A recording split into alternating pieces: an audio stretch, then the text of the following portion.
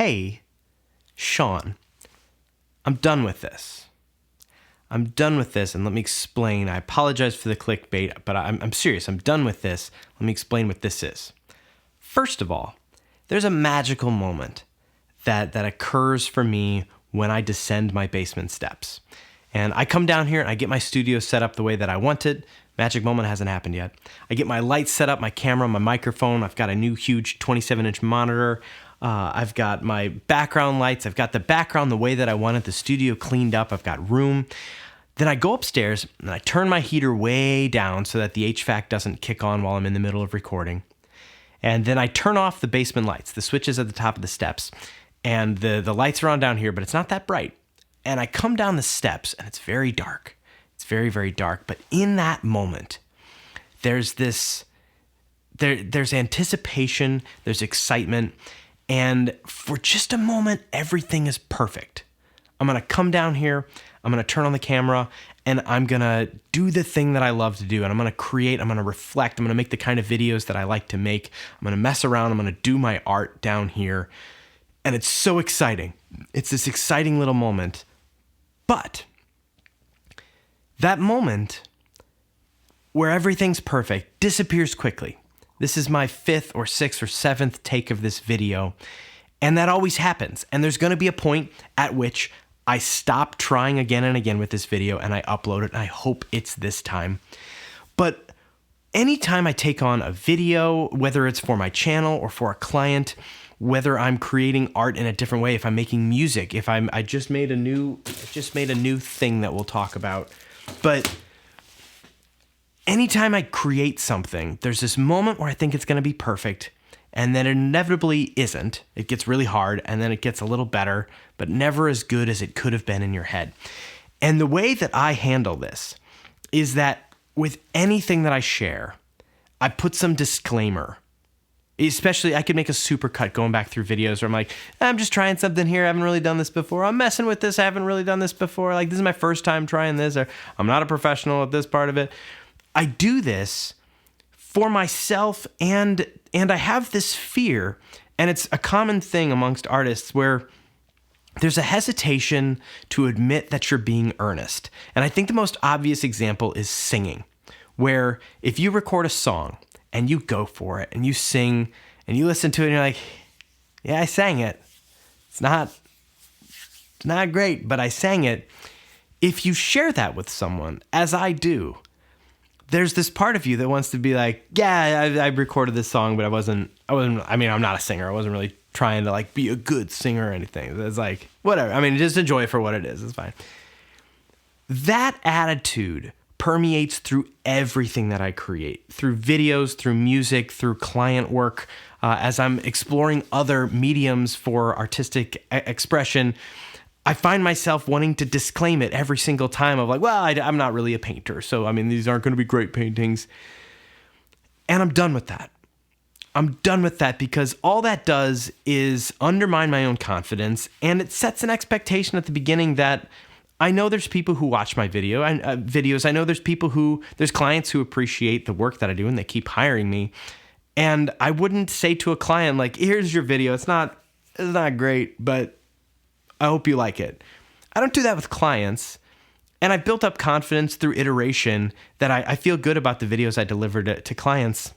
When it's my own thoughts and reflections, it adds a layer of insecurity and chips away at my confidence a little bit. But I think I just push that forward by doing these disclaimers for my audience, and I think for myself. And I think I've always said like, well, maybe it's easier if I just admit that I'm not great at this. And that way, if I look back on all the things that I've created, maybe none of them are that great. But since all along I've been saying, well, isn't that great, that's fine. But they are great. They are great, and they're little pieces of me, and if they don't fit into a mold of perfection that somebody might judge them by, there's no reason for me to get bent out of shape about that, and there's no reason for me to cater to somebody in my audience who's gonna dislike it anyway. And the things that I create that have value to people, those people don't want to hear that I'm not proud of this piece of it. While that's a relatable element of it, that ends here with this video. I'm done with that. I'm done saying that it wasn't perfect, because perfection isn't the goal. The goal is iteration and doing stuff and looking back and saying, I've got this library of imperfect stuff behind me, but I've got a library behind me and lessons that I've learned and experiences that I've gained from that. And I'll talk about this in another video. I don't know if it's already posted or after this, but I've been into zines. I'm very late to the game, but it's inspirational. And for me, somebody who creates videos, and my main method of expression is through a video where I get to talk and then I get to edit that. I get to try it a couple times, and I find things as I think and as I talk that I wasn't planning on at the beginning. And I like this form of expressing myself. But with something written down, it's an entirely different thought process for me, and it makes me curate my thoughts a lot differently than I might if I were talking in a video. If I'm choosing the few words that are going to appear on a page and I'm editing that to make it as concise as possible, it's different. And so as I made my first one, I just mailed it to a bunch of my friends. And there's this thing I'm going through in my head of like, I don't know. Am I a weird egocentric idiot for making this thing and sending it to people thinking that they'll like it? Are these people opening it up and being like, okay, Sean, okay. And it's that piece right there that I let get huge in my head. And it's like these people who are going to roll their eyes at whatever I made, I want them to know, like, I'm still cool. That you thought that thing was dumb?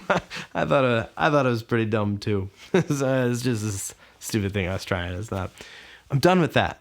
I love making stuff. I love trying new stuff. And if it's not the best it could be, there's so many lessons from that. And beating myself up or constantly reminding myself that what I'm creating isn't good is not a healthy thing for me to do moving forward. So you'll never see that again on this channel, and let this serve as a reminder to myself and as a challenge to you as well to create with confidence and to share things with confidence, and know that there may be people who roll their eyes, but you have to ask yourself the question, are the people who are going to roll their eyes at the stuff you share, A, are they making and sharing anything? Probably not. And B, are those the people that you want to cater your own confidence and self-expression to? Because there's probably a couple people who are going to be really inspired that you made something. Whether you're somebody who's a creator already and does a lot of stuff, whether you're a parent of somebody who does a lot of creation, you're like, oh, I don't want to make something. Make a little video, share it, because I promise you the other people who make stuff are going to think it's awesome that you started making stuff too, or that you started sharing stuff that you already made more liberally. Sharing stuff and sharing the attempts that we make at all this stuff is what makes all of us create more, and this is where learning and growth happens as creators and as a community. So this video is a perfect video, and it's definitely the draft that I'm posting, and I'm not going to record another one after this. And this zine that I made is a perfect first zine, and I'm really proud of it. And the song that I'm going to post soon that I've been recording with my buddy Drew is going to be awesome. And my voice in it is as raw and as authentic as it could possibly be, and I held nothing back. And so if you want to hear me sing or scream or whatever you want to call it, I switched it to a key that I thought I could own, and I think I did okay. But I love it. And that's from here on out, line in the sand. I'm happy. I'm doing it, and I'm not catering or disclaiming anything for the people who might not appreciate it as much as I do. That's all I got. Have a great day or night or whatever, wherever. See you later. Bye.